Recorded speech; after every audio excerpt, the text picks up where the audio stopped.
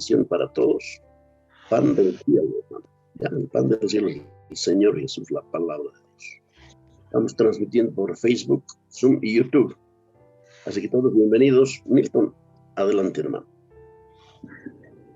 Gracias, hermano. Buenos días a todos, hermanos. Sean bienvenidos a nuestro estudio del libro de Romanos.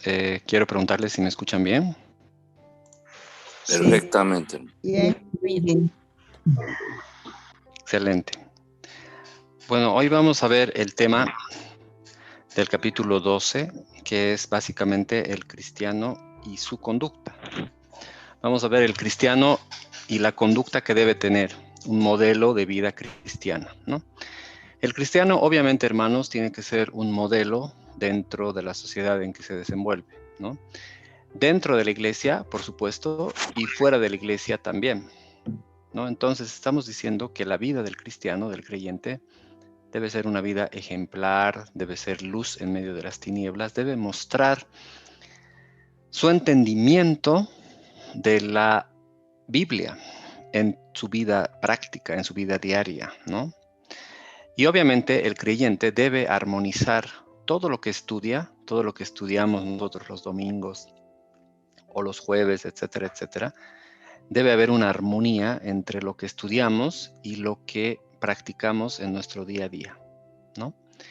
De eso se trata básicamente el capítulo 12 del libro de Romanos, de examinar nuestra conducta a la luz de las Escrituras y corregir, por supuesto, lo que no concuerde, lo que no calce, lo que no sea congruente con las Escrituras. Entonces, repito una vez más, la idea central del estudio del capítulo 12 es la práctica de una conducta genuinamente cristiana, demostrada en nuestros actos, ¿no? Y demostrada como, hermanos, principalmente a través de una vida de humildad y de amor, ¿no? Entonces, vamos a leer el capítulo 12 de Romanos, capítulo 12 del 1 al 21.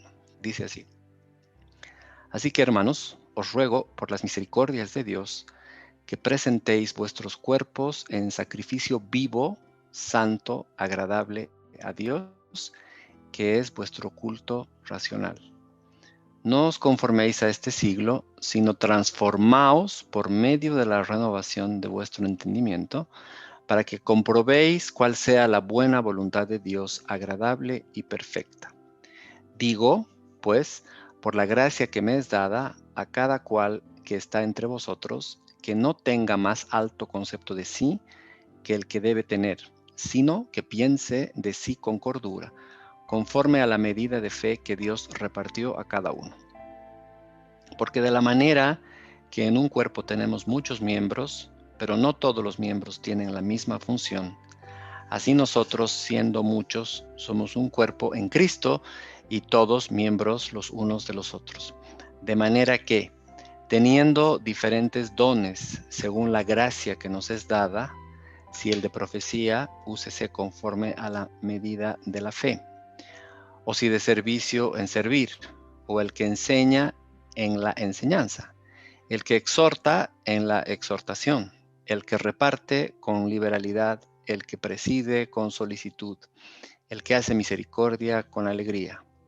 El amor sea sin fingimiento. Aborreced lo malo, seguid lo bueno. Amaos los unos a los otros con amor fraternal, en cuanto a honra, prefiriéndoos los unos a los otros. En lo que refiere diligencia, no perezosos, fervientes en espíritu, sirviendo al Señor, gozosos en la esperanza, sufridos en la tribulación, constantes en la oración, compartiendo para las necesidades de los santos, practicando la hospitalidad. Bendecid a los que os persiguen, bendecid y no maldigáis. Gozaos con los que se gozan, llorad con los que lloran, unánimes entre vosotros, no altivos, sino asociándoos con los humildes. No seáis sabios en vuestra propia opinión. No paguéis a nadie mal por mal. Procurad lo bueno delante de todos los hombres. Si es posible, en cuanto dependa de vosotros, estad en paz con todos los hombres. No os venguéis vosotros mismos, amados míos, sino dejad lugar a la ira de Dios, Porque escrito está, mía es la venganza, yo pagaré, dice el Señor. Así que si tu enemigo tuviere hambre, dale de comer. Si tuviere sed, dale de beber. Pues haciendo esto, ascuas de fuego amontonarás sobre su cabeza. No seas vencido de lo malo, sino vence con el bien el mal. Bueno, esto que hemos leído, hermanos, es Dios hablándonos directamente, ¿no? Es su palabra diciéndonos a nosotros cómo debemos comportarnos en nuestra vida diaria, cómo debe ser nuestra conducta y cómo debe ser el modelo de vida de un cristiano. Entonces, lo que vamos a ver ahora, como siempre, es las ideas más importantes que sacamos de estos versículos que hemos leído. La primera es, hermanos, la siguiente. La práctica de una conducta genuinamente cristiana, ¿no?, se demuestra mediante la humildad. Esa es la idea central, ¿no? La práctica de nuestra vida diaria, de nuestra conducta en nuestra vida diaria, que es genuinamente cristiana, debe reflejar humildad. Entonces, el primer punto que quiero desmenuzar acá es que la práctica de una conducta genuinamente cristiana se demuestra mediante una humilde presentación de la vida a Dios. Entonces, vamos a leer, hermanos, una vez más el versículo 1 del capítulo 12. ¿Quién me puede ayudar a leer el 12:1? Yo, hermano. Por favor, gracias, hermano. Así que, hermanos, os ruego por las misericordias de Dios que presentéis vuestros cuerpos en sacrificio vivo, santo, agradable a Dios, que es vuestro culto racional. Excelente. Lo que nos está diciendo acá, hermanos, es muy claro, ¿no? Es un estilo de vida que tenemos que tener. Es una forma de movernos en la vida que tenemos que tener. No podemos estar... Si la palabra dice, os ruego por las misericordias de Dios, el apóstol Pablo está hablando de esto, dice, os ruego por las misericordias de Dios, que presentéis vuestros cuerpos en sacrificio vivo, santo, agradable a Dios, que es vuestro culto racional. Nos está diciendo la palabra que nosotros claramente no podemos hacer lo que nos da la gana con nuestra vida y con nuestro cuerpo. Y peor más, no podemos tener un doble ánimo, ¿no? De lunes a viernes vivir de una manera y el domingo presentarnos de otra manera, con otra cara, digamos, ¿no? Hacer barbaridades en la semana y presentarnos el domingo como si no hubiera pasado nada, ¿no? Entonces, lo que está diciendo la palabra es que nuestra práctica de una conducta genuinamente cristiana debe demostrarse mediante una humilde presentación de la vida, de nuestra vida a nuestro Padre. Eso es el punto. Bien, la segunda idea, hermanos, que sacamos de estos textos que hemos leído en el capítulo 12 es que la práctica de una conducta genuinamente cristiana se demuestra mediante la santidad. Mediante la santidad. Nuestra vida debe ser una vida cada vez más alineada a los parámetros de santidad que nos da el Señor en la palabra. Vamos a leer el versículo 2 ahora, que nos dice exactamente eso. Por favor, hermano. No os conforméis a este siglo, sino transformaos por medio de la renovación de vuestro entendimiento, para que comprobéis cuál sea la voluntad de Dios, agradable y perfecta. Muy bien. Lo que nos dice este versículo es que nuestra vida, ¿no? Nosotros debemos transformarnos por medio de la renovación de nuestro entendimiento. ¿Pero qué entendimiento? El entendimiento que está ¿dónde? En mi propia mente o en la palabra, ¿no es cierto? Para que comprobemos cuál sea la buena voluntad de Dios, agradable y perfecta. Entonces tenemos que irnos renovando cada vez más, hermanos, al modelo que Dios quiere que tengamos. Y el modelo que Dios quiere que tengamos no es otra cosa que la imagen de Cristo en nuestras vidas. Entonces nosotros tenemos que tener una conducta alineada a la santidad. Eso es. Bien. La tercera idea de esta primera parte es que la práctica de una conducta genuinamente cristiana se demuestra, les había dicho, mediante la humildad. la humildad, hermanos. Vamos a leer ahora los versículos 3 al 8. Por favor, hermano. Digo, pues, por la gracia que me es dada, a cada cual que está entre vosotros, que no tenga más alto concepto de sí que el que debe tener, sino que piense de sí con cordura, conforme a la medida de fe que Dios repartió a cada uno. Porque de la manera que en un cuerpo tenemos muchos miembros, pero no todos los miembros tienen la misma función. Así nosotros, siendo muchos, somos un cuerpo en Cristo y todos miembros los unos de los otros.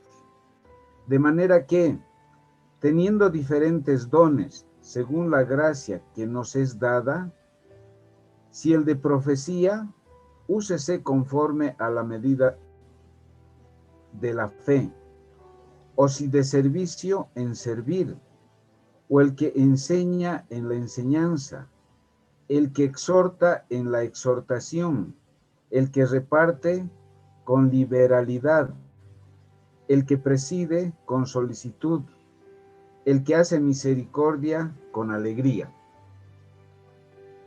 Gracias. En el versículo 3, hermanos, dice, a cada cual que está entre vosotros, que no tenga más alto concepto de sí que el que debe tener, ¿no?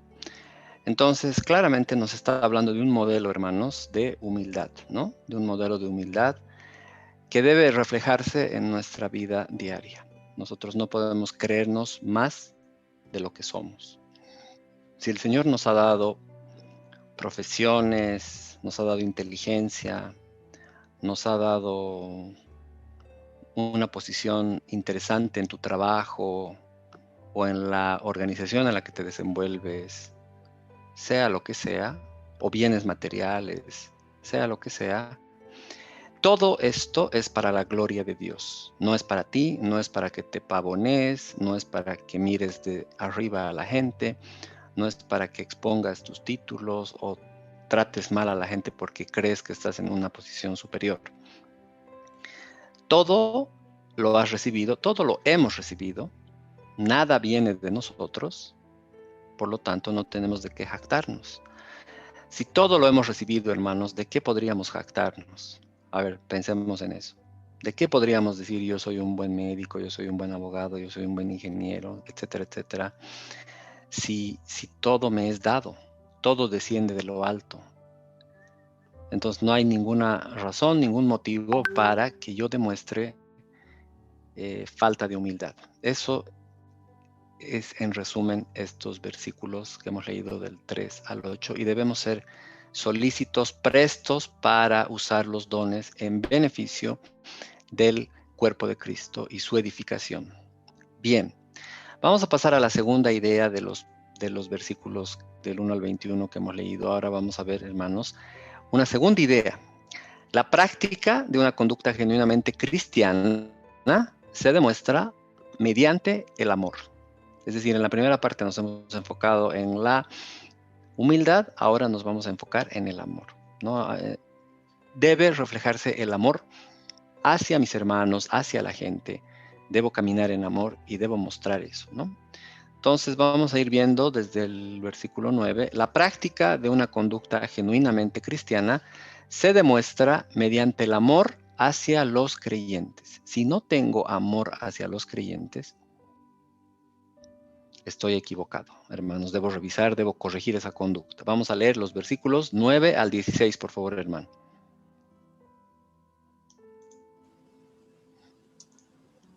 El amor sea sin fingimiento, aborreced lo malo, seguid lo bueno, amaos los unos a los otros con amor fraternal, en cuanto a honra, prefiriéndoos los unos a los otros. En lo que requiere diligencia, no perezosos, fervientes en espíritu, sirviendo al Señor, gozosos en la esperanza, sufridos en la tribulación, constantes en la oración, compartiendo para las necesidades de los santos, practicando la hospitalidad. Bendecid a los que os persiguen, bendecid y no maldigáis.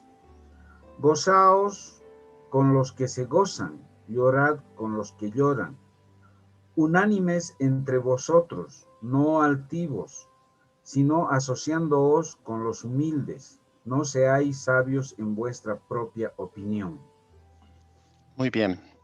Lo que nos está diciendo el apóstol Pablo acá, hermanos, es que nuestra conducta cristiana debe mostrar el amor hacia los creyentes. Si nosotros caminamos en nuestra vida siendo indiferentes hacia nuestros hermanos en la fe, dice algo de nosotros, ¿no? Dice algo de nosotros. Debemos reflexionar y debemos ver qué está pasando con nosotros. ¿Por qué estamos siendo tan fríos, tan indiferentes, tan faltos de amor hacia nuestros hermanos en la fe, ¿no?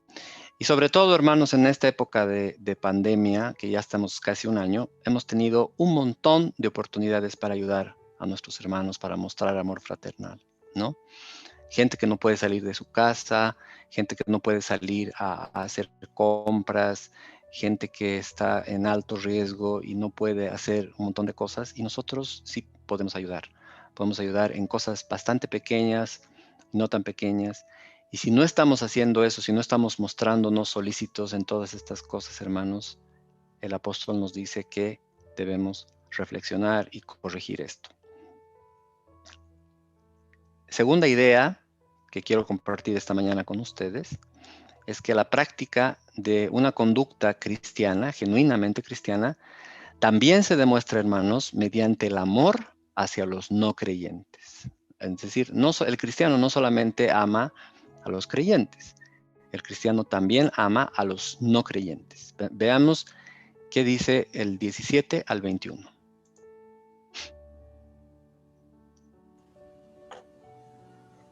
No paguéis a nadie mal por mal. Procurad lo bueno delante de todos los hombres. Si es posible, en cuanto dependa de vosotros, estad en paz con todos los hombres. No os venguéis vosotros mismos, amados míos, sino dejad lugar a la ira de Dios, porque escrito está: mía es la venganza, yo pagaré, dice el Señor. Así que, si tu enemigo tuviere hambre, dale de comer. Si tuviere sed, dale de beber. Pues haciendo esto, ascuas de fuego amontonarás sobre su cabeza. No seas vencido de lo malo, sino vence con el bien el mal. Gracias, hermano. Muy importante esto, ¿no? Muy importante esto que hemos leído. Nosotros en nuestra vida cristiana debemos amar, debemos tener consideración no solo con los creyentes, sino también con los no creyentes. Nosotros no podemos odiar a los que no son creyentes. Nosotros no podemos tomar para nosotros la venganza a gente que nos hace daño o gente que no es creyente. Dice la palabra que debemos dejar esto al Señor y más bien debemos amar a esta gente. Esa es la práctica de una conducta cristiana genuina que demuestra amor, hermanos, hacia los que no son creyentes. Yo no puedo estar hablando mal de los no creyentes, no puedo estar insultando en mi Facebook a los no creyentes, no puedo estar hablando con palabras de odio o de insulto hacia los no creyentes. Si yo hago eso, estoy mostrando que soy un junior en el cristianismo. Un junior en el cristianismo. Puede que sea cristiano, pero soy un junior cristiano haciendo ese tipo de cosas. Tengo que reflejar amor, no tengo que reflejar odio, desprecio, por más que sean no creyentes. Así que también tenemos que tomar en cuenta ese tipo de cosas.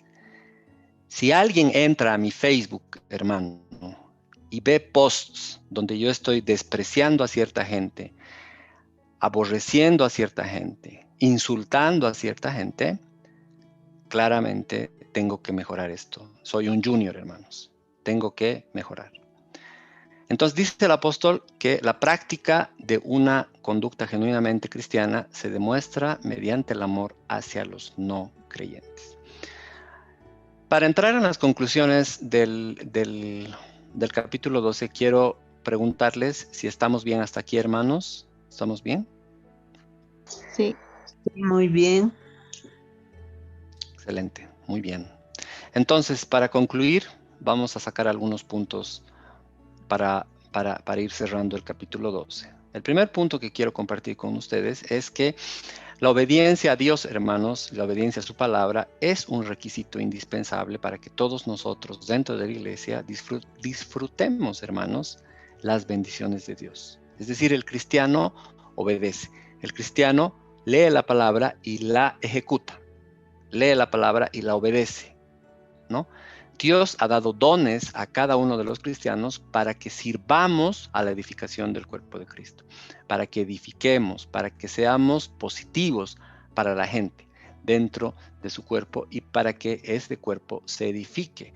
Ahora, el ejercicio de estos dones debe hacerse con un amor genuino, ¿no? Los dones no son para mí, no son para que yo le saque provecho, no, hermanos. Los dones que cada uno tiene no es para que me ensalce yo a mí mismo.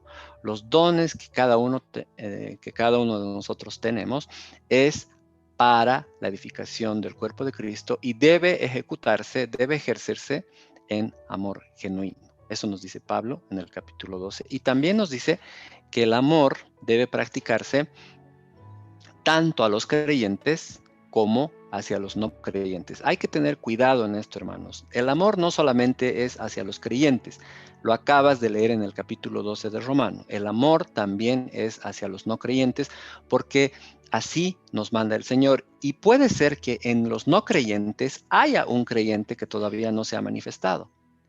Y tú lo estás insultando, y tú lo estás tratando mal, le estás tratando de imbécil, le estás tratando de esto, del otro. No puedes hacer eso. Tienes que tener cuidado y tienes que tener control y dominio propio de lo que escribes, de lo que dices, de lo que proyectas. Ten cuidado con eso, hermano. No solamente es hacia los creyentes. No puedes tratar como te da la gana a los no creyentes. Eso nos dice Pablo. Debemos practicar finalmente una ética consecuente con el llamado que tenemos. Claro, nosotros tenemos un llamado. ¿Cuál es el llamado que nosotros tenemos, hermanos? A ver, ¿cuál es el llamado que tenemos? ¿Cuál es nuestro principal llamado? ¿Quién me puede decir eso? ¿Cuál es el principal llamado de un cristiano?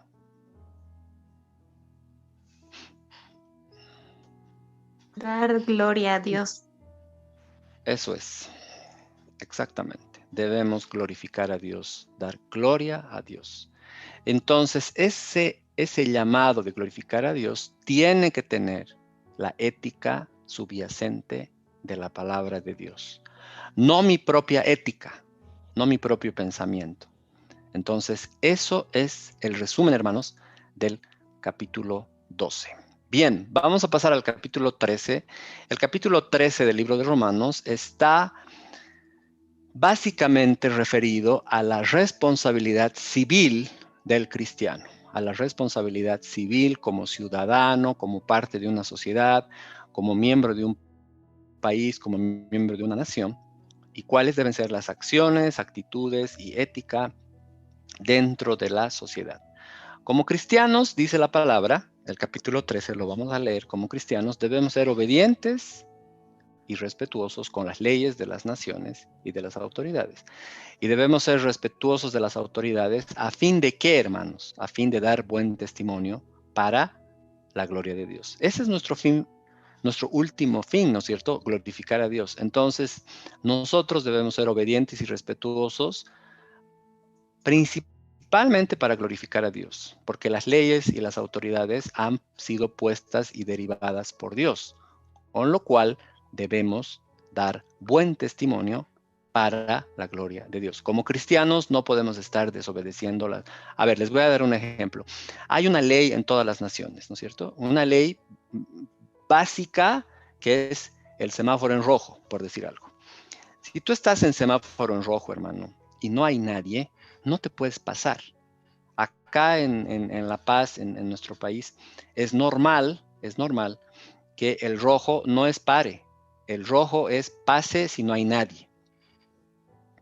Y eso está mal, ¿no es cierto? El cristiano tiene que pararse en rojo, hermanos. Claro, no puede haber un cristiano que se pase el rojo, los altos. Si estás manejando auto y hay un disco de pare, tienes que parar. No puedes pasarte. Si tienes un disco de ceda el paso, tienes que parar, tienes que ceder el paso, etcétera, etcétera. Bueno, estoy haciendo ejemplos muy simples, pero hay leyes de todo tipo, ¿no es cierto? Hay leyes de todo tipo. Hay leyes de civiles, leyes penales, de todo tipo. El cristiano debe obedecer esas leyes. Debemos ser respetuosos de las leyes de las naciones, de las autoridades. Sí, ¿con qué excepción? ¿Con qué excepción? Hay excepciones, hermanos. Claro que hay excepciones. Siempre y cuando estas leyes o estas autoridades no vayan en contra de la ley de Dios. Si estas autoridades o estas leyes nos hacen ir en contra de la ley de Dios, nosotros no debemos hacer caso ni sujetarnos a esas leyes ni a esas autoridades. No debemos. Por ejemplo, si en un país, si en una nación hay una ley que dice el aborto es libre, hágalo. Si yo soy médico, yo no tengo por qué sujetarme a eso y no voy a abortar. No voy a hacer abortar a una mujer. ¿No? ¿Por qué? Porque yo soy cristiano y hay una ley en la palabra que dice que yo debo respetar la vida de todos. Entonces no puedo hacer eso. Debo ser respetuoso de las leyes de las naciones, sí, de las autoridades, sí, siempre y cuando éstas no vayan en contra de la ley de Dios. ¿No? Entonces, lo que nos dice el capítulo 13, básicamente, es que debemos ser buenos ciudadanos con el fin de agradar y glorificar a Dios. Vamos a leer Romanos 13, del 1 al 14. Dice la palabra así, hermanos. Sométase toda persona a las autoridades superiores, porque no hay autoridad sino de parte de Dios. Y las que hay, por Dios han sido establecidas. De modo que quien se opone a la autoridad, a lo establecido por Dios, resiste. Y los que resisten acarrean condenación para sí mismos. Porque los magistrados no están para infundir temor al que hace bien, sino al malo. ¿Quieres, pues, no temer la autoridad? Haz lo bueno y tendrás alabanza de ella. Porque es servidor de Dios para tu bien. Pero si haces lo malo, teme, porque no en vano lleva la espada, pues es servidor de Dios, vengador para castigar al que hace lo malo. Por lo cual es necesario estarles sujetos, no solamente por razón del castigo, sino también por causa de la conciencia. Pues por esto pagáis también los tributos, porque son servidores de Dios que atienden continuamente a esto mismo. Pagad a todos lo que debéis, al que tributo, tributo, al que impuesto, impuesto, al que respeto, respeto, al que honra, honra. No debáis nada a nadie, no debáis a nadie nada, sino el amaros unos a otros, porque el que ama al prójimo ha cumplido la ley. ¿Por qué? No adulterarás, no matarás, no hurtarás, no dirás falso testimonio, no codiciarás y cualquier otro mandamiento. En esta sentencia se resume: amarás a tu prójimo como a ti mismo. El amor no hace mal al prójimo, así que el cumplimiento de la ley es el amor. Y esto, conociendo el tiempo, que es ya hora de levantarnos del sueño, porque ahora está más cerca de nosotros nuestra salvación que cuando creímos. La noche está avanzada y se acerca el día. Desechemos pues las obras de las tinieblas y vistámonos las armas de la luz.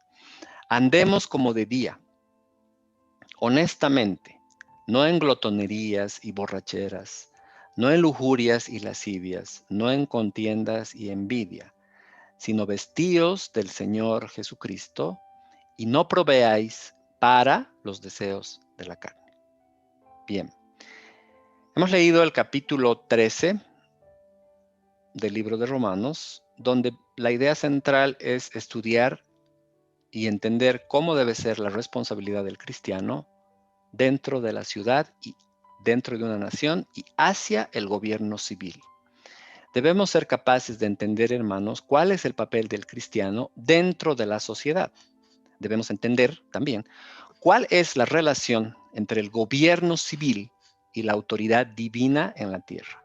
Debemos ser capaces de entender esa relación entre el gobierno civil y la autoridad divina en la tierra.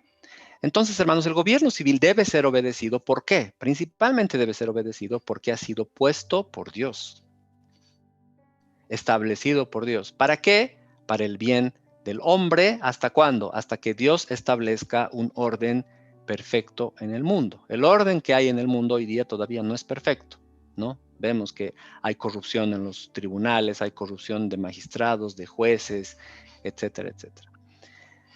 Pero ¿saben qué, hermanos? Si no hubiera un orden establecido en un país, créanme que nos mataríamos en menos de una semana. Es decir, si en un país no hubiera policía, no hubiera fuerzas armadas, no hubiera tribunales, no hubiera jueces, no hubiera cárceles, no hubiera nada de eso, esto sería tierra de nadie y cualquiera te podría quitar tu casa. Tú estás en tu casa en este momento, feliz, cómodo, bueno, cualquier rato se podría entrar tu vecino y arrebatarte por la fuerza y no tendrías cómo defenderte, no tendrías a quién acudir, no tendrías a qué policía llamar, a qué tribunal solicitar protección, no podrías hacer ningún juicio, no podrías hacer nada, te podrían quitar todo, te podrían quitar tu auto, te podrían quitar tu casa, te podrían plagiar tus datos, te podrían hacer lo que les da la gana y no podríamos vivir. Es decir, esto que tenemos, aunque imperfecto, este sistema de justicia, este sistema de reprimir, como es la policía, el ejército, todo esto que nosotros tenemos, es necesario para que nosotros podamos vivir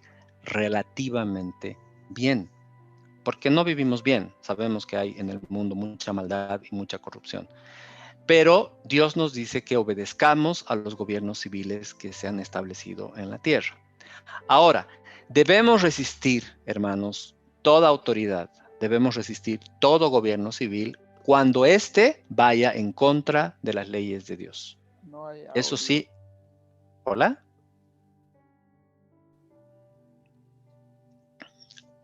¿Alguien quería hablar algo, hermanos? Hay un micrófono abierto. Seguimos. Perfecto.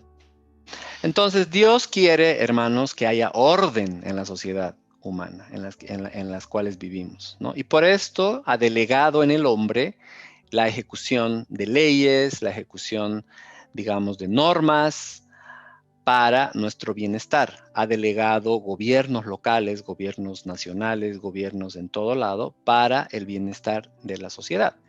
Ahora, el cristiano, hermanos, que conoce la Biblia, que conoce las Sagradas Escrituras, tiene la responsabilidad de sujetarse a estas leyes de los hombres y también de sujetarnos a las autoridades. Nosotros no podemos vivir como nos da la gana. No podemos hacer lo que nos da la gana. Si hay una ley que dice usted debe hacer esto, usted debe hacer. Si hay una ley que dice usted debe sacar su carnet de identidad y renovarlo cada 6 años, usted debe hacerlo. Si hay una ley que dice usted no puede conducir sin licencia de conducir, usted debe hacerlo. No puede salir a manejar su auto sin licencia porque es prohibido. Y así, todas las normas y las leyes las debemos cumplir. Excepto, digo una vez más, aquellas que van en contra de la palabra. Si van en contra de la palabra, yo no voy a sujetarme a esa ley, ¿no? El día de mañana un gobierno puede sacar alguna ley absurda que va en contra de la palabra y yo no puedo sujetarme, ¿no es cierto? Cuando haya leyes o gobiernos que se oponen a los mandatos explícitos en la Biblia o en las Escrituras, el cristiano no solo que puede rehusarse obedecer la ley, sino que debe rehusarse obedecer la ley. Es un deber que nosotros nos rehusemos obedecer a esas leyes que van en contra de la palabra. ¿Alguien podría darme un ejemplo o 2 ejemplos de personajes bíblicos que se han rehusado a hacer caso a gobernantes o leyes porque van en contra de la palabra? Daniel, por ejemplo. ¿Cuál es el ejemplo, hermana?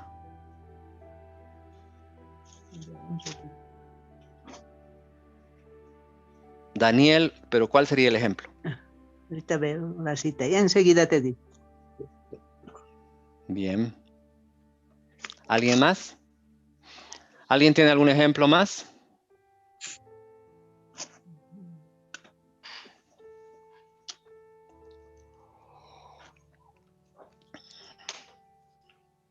Están pilas, hermanos, esta mañana, ¿no? Los apóstoles, cuando les prohíben predicar, ellos predican. Correcto. Muy buen ejemplo, hermano. Excelente.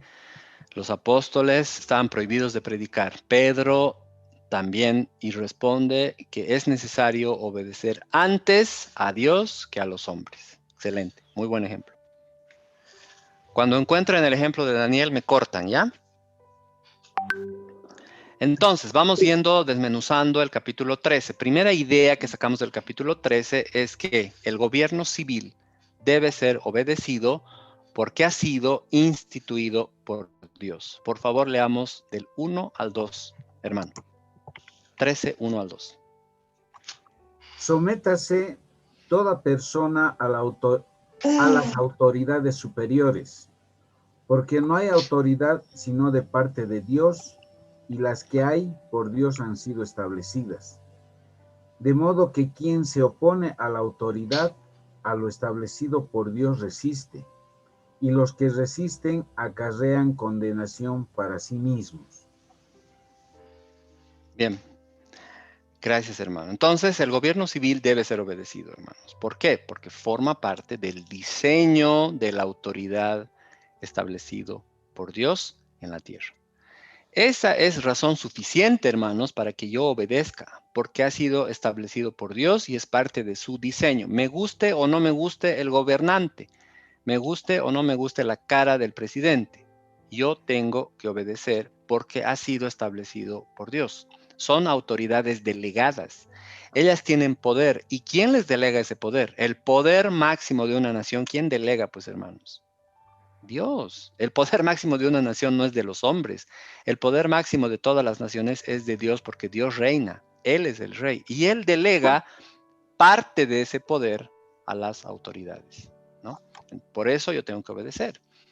Segunda idea es que el gobierno civil debe ser obedecido porque representa la autoridad de Dios en la tierra. Eso es lo que ha leído el hermano, ¿no? Eso es justamente lo que ha leído el hermano.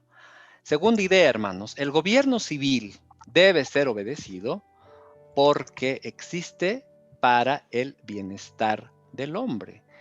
¿Cómo es eso de que existe para el bienestar del hombre? Claro, a ver, vamos a ver el primer punto. El gobierno civil, hermanos, debe ser obedecido porque controla el mal entre los hombres, ¿no es cierto? Que controla el mal entre los hombres.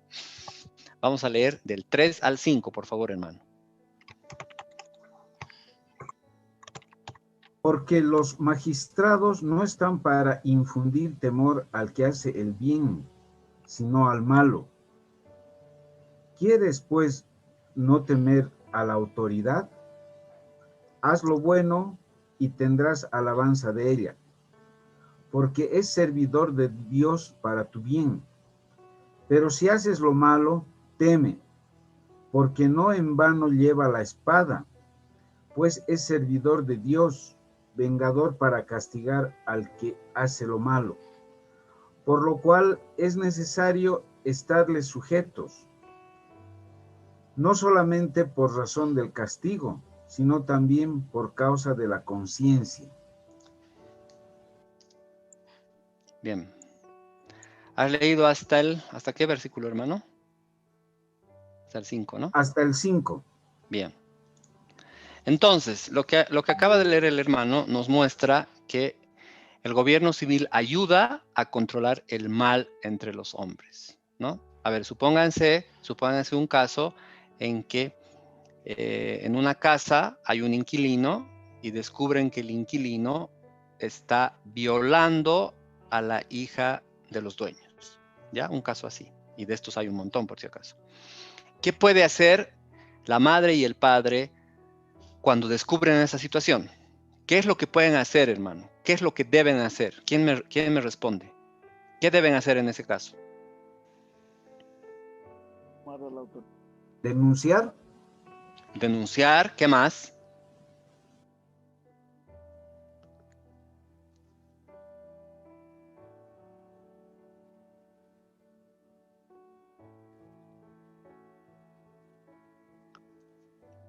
Ya, está bien. Pero ¿qué debe hacer? Algo podemos hacer, ¿no es cierto?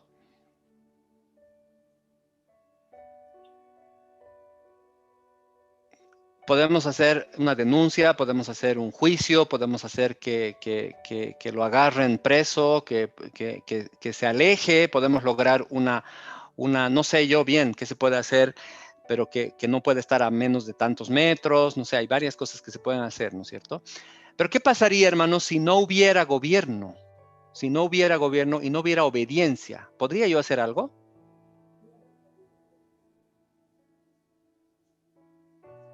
Lo único que podría hacer es con mis propias manos algo, si es que puedo, ¿no?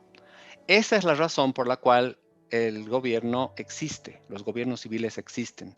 Ahora, lo que dice la hermana que el masista, y que eso es verdad también, ¿no? Hay mucha corrupción, no son gobiernos perfectos, ya lo hemos dicho, pero ayudan a reducir la maldad.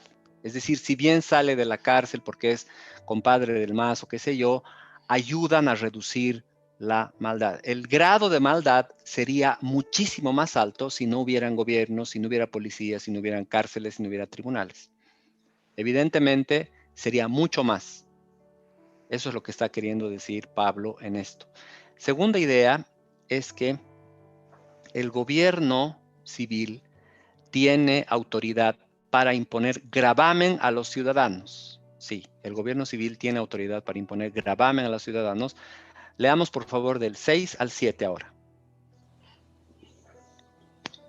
Pues por esto pagáis también los tributos, porque son servidores de Dios que atienden continuamente a esto mismo. Pagad a todos lo que debéis, al que tributo, tributo, al que impuesto, impuesto, al que respeto, respeto, al que honra, honra. Bien. Excelente. ¿Ya han encontrado el ejemplo de Daniel, hermanitos? Sí. ¿Cuál es, hermana? Daniel 3:12. Dale, hermana. A ver, aquí dice.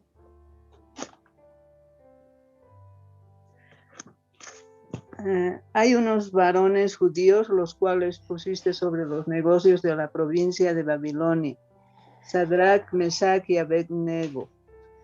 Estos varones, oh rey, no te han respetado, no adoran tus dioses, ni adoran la estatua de oro que has levantado. Bien. Ellos no se inclinaban a cualquier cosa, ¿no? Ellos no se inclinaban a cualquier cosa porque la ley de Dios dice exactamente eso, que nosotros no adoremos, ni reverenciemos, ni nos inclinemos a nadie que no sea nuestro Señor. Entonces, ese es un buen ejemplo de que obedecemos los gobiernos civiles, obedecemos a las autoridades siempre y cuando éstas no vayan en contra de nuestra ley divina o sagrada. Bien, vamos a ver la tercera idea general que está en el capítulo 13. El gobierno civil, hermanos, debe ser obedecido hasta que Dios establezca un nuevo orden perfecto en el mundo. Hasta este momento debemos obedecer los gobiernos civiles. No es que Dios no reine, no es que Cristo no esté reinando. Claro que está reinando. Lo que pasa es que hoy día todavía vemos gobiernos corruptos en las naciones, pero esto va a pasar algún día.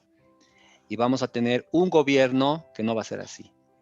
Entonces vamos a empezar a leer esto en la Biblia una vez más, ¿no? Entonces decía, hermanos, el gobierno civil debe ser obedecido sobre la base de la revelación que Dios ha dado ya al cristiano. Leamos, por favor, ahora de los versículos 8 al 10.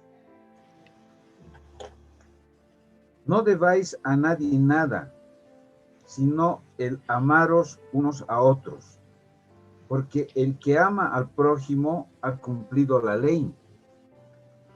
Porque no adulterarás, no matarás, no hurtarás, no dirás falso testimonio, no codiciarás, y cualquier otro mandamiento en esta sentencia se resume: amarás a tu prójimo como a ti mismo. Hasta ahí, hermano, o hasta el 10 más. Hasta el 10, por favor.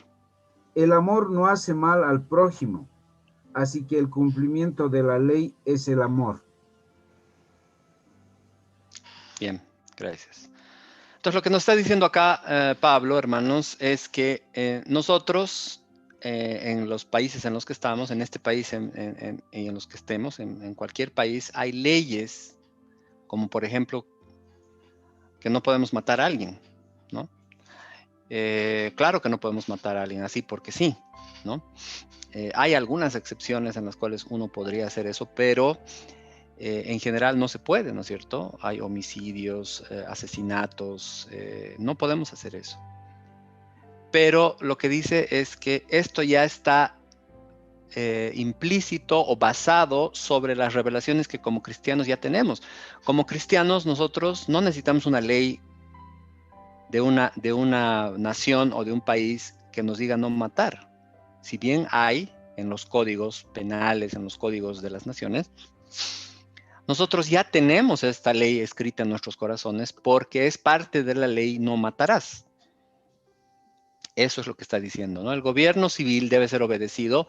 ¿Sobre qué base? Sobre la base de la revelación que ya Dios nos ha dado. ¿Y cuál es la revelación que Dios nos ha dado? Su ley, pues, hermano, la palabra. Ahí dice no matar, no adulterar, no mentir, no levantar, no codiciar la mujer ajena, etcétera, etcétera. Y todas estas cosas, por lo general, son base para los códigos de las naciones. Los códigos civiles penales están escritos sobre la revelación cristiana, ¿no? Porque tiene mucha sabiduría y se aplica en cualquier ámbito. Segunda idea que saca es que el gobierno civil debe ser obedecido hasta que el Mesías, hasta que Jesús, hasta que el Señor muestre otro orden dentro de su actual reino, ¿no? Nosotros estamos viviendo dentro del reino de Cristo, claro que sí. Cristo está reinando, hermanos. Él es el rey, Él es el soberano. No podemos decir que Cristo va a comenzar a reinar. Ese es un error. Cristo es rey, hermanos, ¿no? Cristo en este momento es rey. Si hay alguien que duda de eso, tiene que leer la palabra. La palabra dice que Él es el rey. Él está reinando. Estamos dentro de su reino. Lo que pasa es que todavía estamos en un tiempo en el cual todavía hay pecado en el mundo, hay imperfección en el mundo y todavía no ha llegado la hora de nuestra glorificación. Entonces, hasta no ocurra ese tipo de cosas, el gobierno civil de tu nación, de mi nación, debe ser obedecido, debe ser respetado hasta que el Señor diga lo contrario. Leamos el 11 al 14.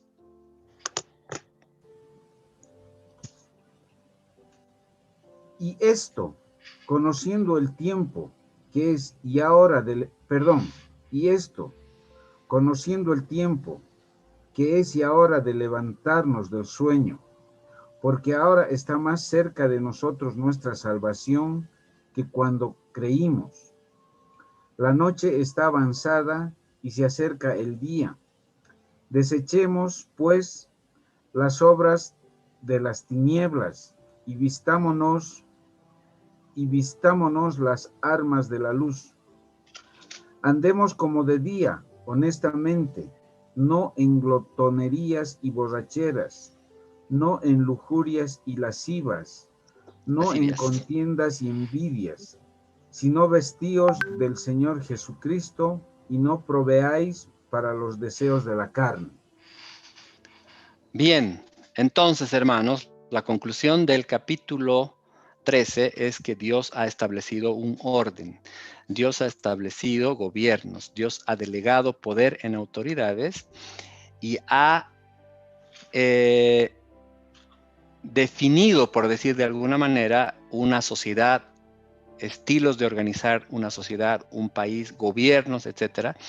Y nos dice que nosotros como creyentes, como cristianos, debemos someternos a las ordenanzas humanas, con excepción de aquellas que se opongan a las leyes que Dios ha establecido en su palabra.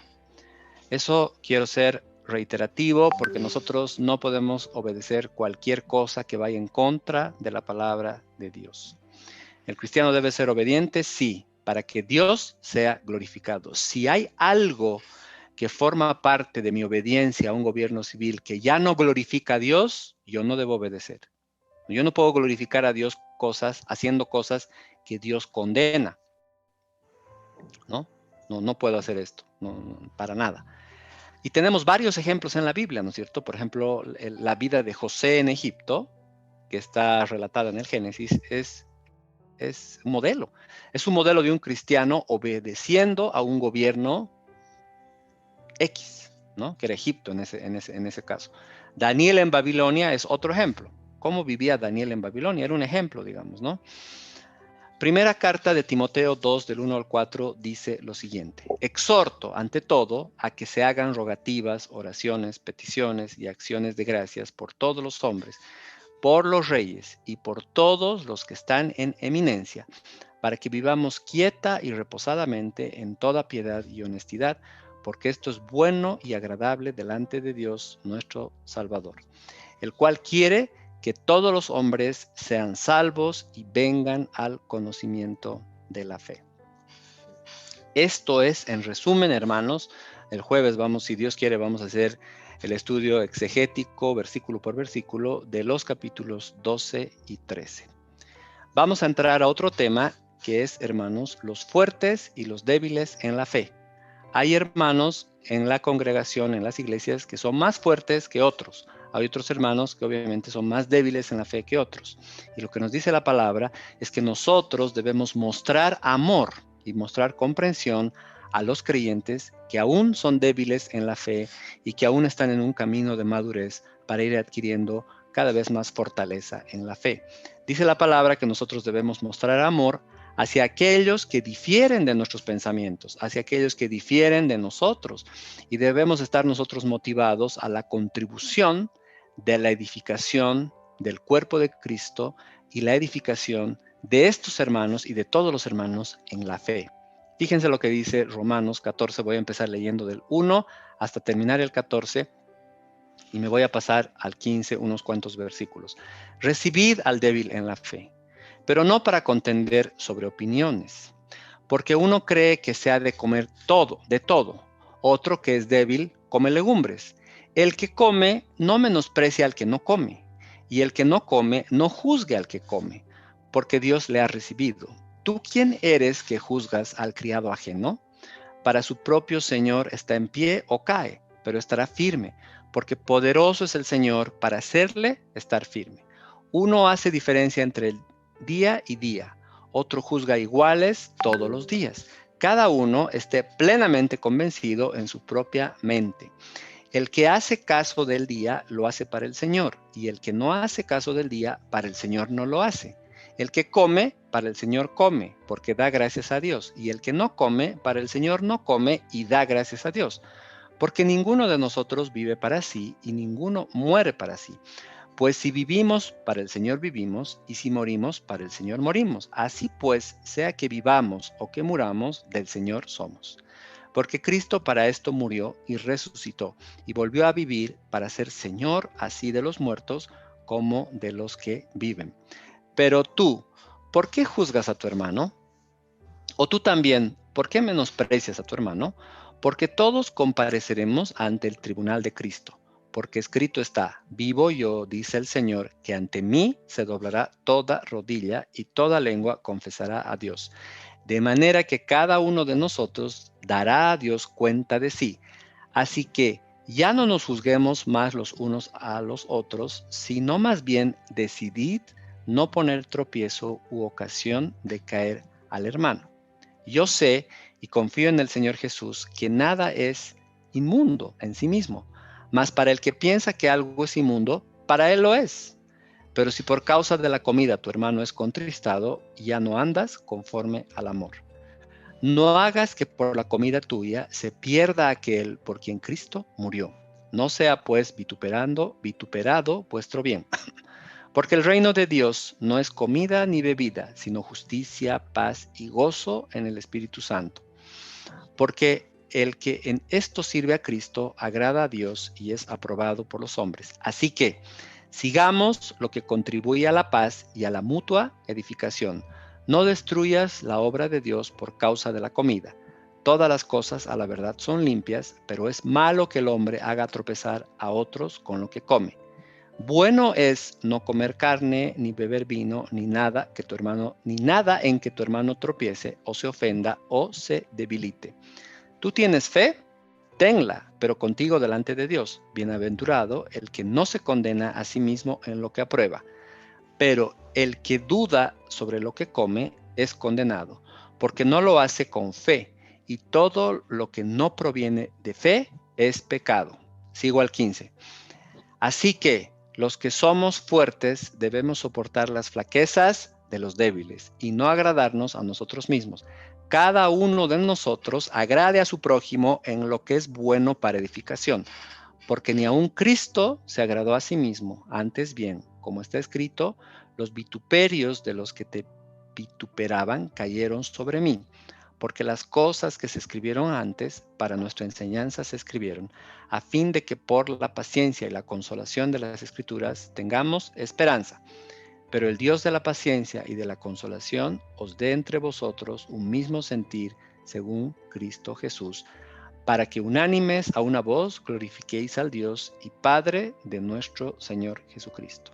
Bien, hermanos, hemos leído una porción bastante larga de la palabra. Por supuesto que no es mi objetivo que todos hayamos entendido todo con esta primera lectura. Vamos a ir hablando poco a poco, vamos a ir rescatando ideas centrales, ideas secundarias, pero lo que quiero decirles de este capítulo 14 y una partecita del 15 es que el creyente fuerte, esa es la idea central, el creyente fuerte debe manifestar una actitud comprensiva y amorosa. Repito una vez más, una actitud comprensiva y amorosa hacia el hermano que es débil para edificarle en la fe. Esa debe ser, hermano, la idea central y nuestro pensar de los fuertes hacia los débiles. El que es un creyente fuerte debe manifestar una actitud comprensiva y de amor hacia el hermano que es débil en la fe. El creyente debe someterse a la palabra de Dios. Entonces, lo que acabamos de leer dice eso. La palabra de Dios dice exactamente eso. ¿Cuál sería la primera idea de todo lo que hemos leído? La primera idea es, repito una vez más, el creyente fuerte debe manifestar una actitud comprensiva y amorosa hacia el hermano débil. En varios puntos, hermanos, en varios puntos. Por ejemplo, en base a cuestiones dietéticas. Por favor, hermanos, ¿me puedes ayudar a leer del 1 al 3? 14, 1 al 3. Recibid al débil en la fe, pero no para contender sobre opiniones, porque uno cree que se ha de comer de otro. Porque uno cree que se ha de comer de todo.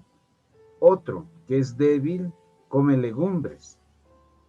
El que come, no menosprecie al que no come. Y el que no come, no juzgue al que come, porque Dios le ha recibido. Exacto. Entonces acá nos está diciendo que tenemos que tener una actitud comprensiva y de amor hacia los hermanos débiles, por ejemplo, en cuestiones de comida, en cuestiones dietéticas. Otro ejemplo es en cuestiones secundarias de observación de días, ¿no? Observaciones de días. Por favor, hermano, ahora leamos del 4 al 6. Tú, ¿quién eres para juzgar al criado ajeno? Para su propio Señor está en pie, o cae, pero estará firme, porque poderoso es el Señor para hacerle estar firme. Uno hace diferencia entre día y día, otro juzga iguales todos los días. Cada uno está plenamente convencido en su propia mente. El que hace caso del día, lo hace para el Señor, y el que no hace caso del día, para el Señor no lo hace. El que come, para el Señor come, porque da gracias a Dios. Y el que no come, para el Señor no come y da gracias a Dios. Bien, son cuestiones de observaciones de días, cada uno tiene su propio criterio, cada uno tiene su propia consideración. No discutamos, no contendamos sobre este tipo de cosas y más bien mostremos amor hacia los débiles en la fe, dice Pablo. Tercer punto, no discutir o contender en temas tocantes al vivir o al morir, por ejemplo, en cuanto a la vida y la muerte. Del 7 al 9, por favor. Porque ninguno de vosotros vive para sí, y ninguno muere para sí. Pues si vivimos, para el Señor vivimos, y si morimos, para el Señor morimos. Así pues, sea que vivamos o que muramos, del Señor somos. Porque Cristo para esto murió y resucitó, y volvió a vivir, para ser Señor así de los muertos como de los que viven. Excelente. Bien. También cosas en relación al tribunal de Cristo. Por favor, del 10 al 12.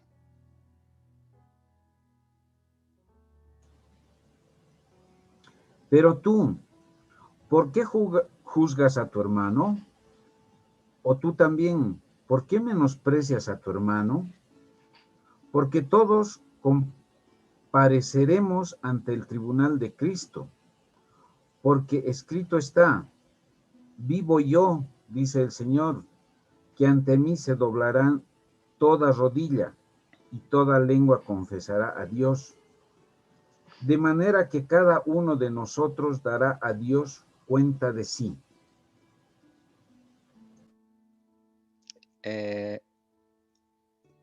Bien. También nos dice la palabra que tenemos que tener amor y comprensión hacia los débiles en la fe en relación a la libertad personal de cada uno. A la libertad personal de cada uno. Y esto leemos del 13 al 18.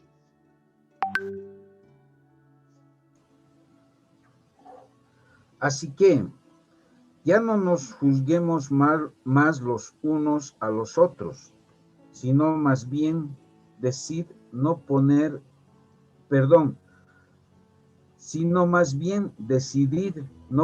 tropiezo u ocasión de caer al hermano. Yo sé y confío en el Señor Jesús que nada es inmundo en sí mismo, mas para el que piensa que algo es inmundo, para él lo es. Pero si por causa de la comida tu hermano es contristado, ya no andas conforme al amor. No hagas que por la comida tuya se pierda aquel por quien Cristo murió. No sea pues vituperado vuestro bien, porque el reino de Dios no es comida ni bebida, sino justicia, paz y gozo en el Espíritu Santo. Porque el que en esto sirve a Cristo agrada a Dios y es aprobado por los hombres. Excelente. Bien, entonces, repito una vez más, la primera idea que habíamos sacado del capítulo 14 es que el creyente fuerte debe manifestar una actitud comprensiva y amorosa hacia el hermano que es débil en la fe. Ahora vamos a ver la segunda idea. La segunda idea, hermanos, es que el creyente fuerte debe contribuir a la edificación espiritual del hermano débil, del que es débil. Y esto lo vamos a ver con las siguientes ideas. La primera idea es que el creyente fuerte debe contribuir a la edificación espiritual del hermano débil, no haciéndole tropezar. Primera cosa que debe hacer es no hacer tropezar a un hermano débil en la fe, y esto lo encontramos del 19 al 23. Así que sigamos lo que contribuye a la paz y a la mutua edificación. No destruyas la obra de Dios por causa de la comida. Todas las cosas a la verdad son limpias, pero es malo que el hombre haga tropezar a otros con lo que come. Bueno es no comer carne, ni beber vino, ni nada en que tu hermano tropiece, o se ofenda, o se debilite. ¿Tienes tu fe? Tenla para contigo delante de Dios. Bienaventurado el que no se condena a sí mismo en lo que aprueba. Pero el que duda sobre lo que come es condenado, porque no lo hace con fe, y todo lo que no proviene de fe es pecado. Gracias, hermano. Entonces hay que tener cuidado, ¿no? Con este tema que está diciendo de no hacer tropezar a los débiles. Por ejemplo, si yo no tengo problemas con el alcohol, ¿ya? Yo no tengo problemas en el alcohol. Digamos que estuviéramos en una parrillada todos, acá compartiendo un tiempo de comunión entre los hermanos y estamos ahí comiendo rico, carne, todo, y hay gaseosas y también hay cerveza, pero no para emborrachar, sino una cerveza estoy diciendo. Yo no puedo abrir una lata de cerveza, yo no tengo problemas con el alcohol y una cerveza a mí no me hace nada. Entonces yo no puedo abrir una lata de cerveza delante de otro hermano porque yo no sé si ese hermano está saliendo de un problema de alcohol. Entonces, como sé o no sé, como no tengo idea, ¿qué hago como creyente maduro? Me abstengo de tomar una cerveza y tomo una gaseosa. Aunque a mí no me haga daño, pero no quiero ser tropiezo para un hermano que puede ser que tenga problemas con el alcohol, ¿no? Ese es un ejemplo.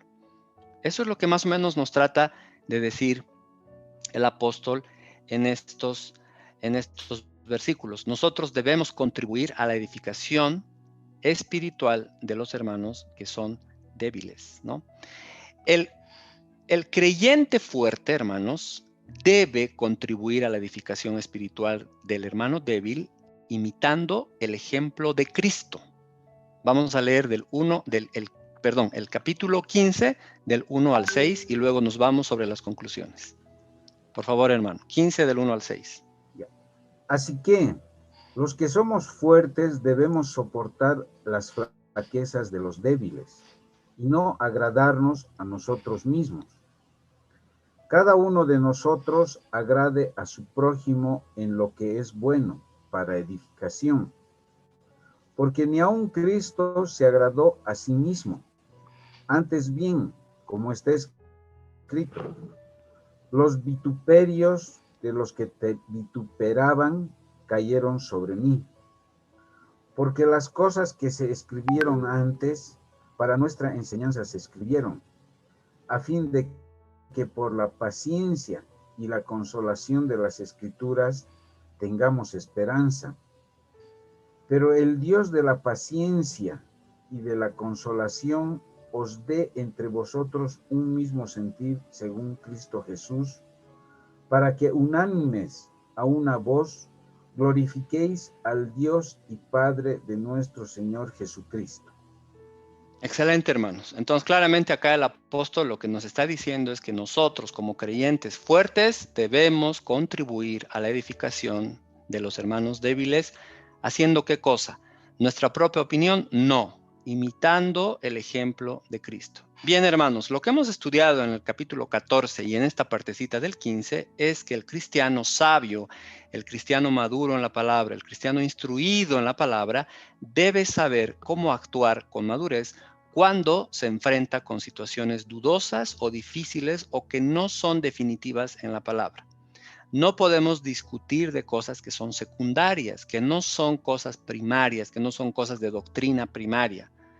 Es cierto que nosotros no podemos transar en cosas primarias, en cosas básicas, en cosas que hace a doctrina. Por ejemplo, no podemos transar o no podemos suavizar si alguien nos dice, ¿saben qué? Cristo no es Dios. No, un ratito. Esto es un tema central. Cristo es Dios. Yo voy a discutir contigo hasta la muerte si me dices que Cristo no es Dios, porque claramente Cristo es Dios. Pero acá está hablando de cosas no definitivas. Si para ti es bueno comer ají de fideo, hermano, come ají de fideo. Para mí no es muy bueno. Si para ti es bueno comer a las 5 de la mañana un fricasé, come. Para mí no es bueno hacer eso, etcétera, etcétera, ¿no? Entonces, Situaciones difíciles, situaciones dudosas, tiene más que ver con la consideración personal y con el nivel de madurez de cada cristiano.